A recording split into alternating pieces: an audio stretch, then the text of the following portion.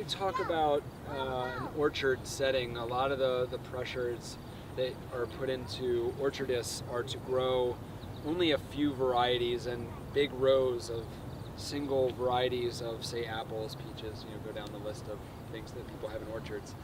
And by comparison, what we're trying to do here is grow as many different species of plants that we think are viable now, and also looking over the lifespan of a tree. Some of the plants that we have out here may not actually give us fruit for 10 or 15 years, but we're expecting temperatures to obviously increase over time. And we also have this built-in resiliency in the sense that because we have such a variety of, just within persimmons, a dozen varieties of persimmons, and apples, we have a few varieties of apples. We had a late frost, and many of the orchardists in this region lost 100% of their crop in that late frost. But because our methodology is more along the lines of wanting to have a time release of food throughout the year rather than harvesting everything at once and then getting it to one buyer and then being done with it, a community-based agricultural system that's based on resiliency is we're not going to want to have all of our apples at once. We're going to want to have apples that early July all the way through September, maybe even into October. So that's also built in.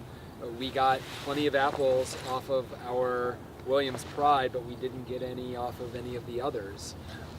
You look at our prunus, we only had one kind of plum actually give us fruit. So it gives us some idea of what plants can actually handle those late frosts.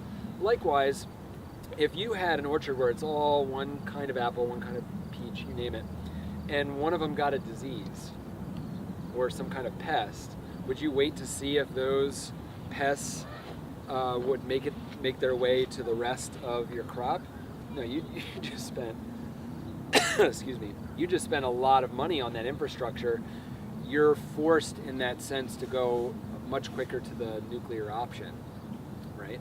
So with us, we actually have the opportunity to even allow pests to bother individual apple trees or individual cherry trees, and allow the system and the plant itself to create its own checks and balances and develop their own immune systems. In some cases with some of these crops, it may take, a decade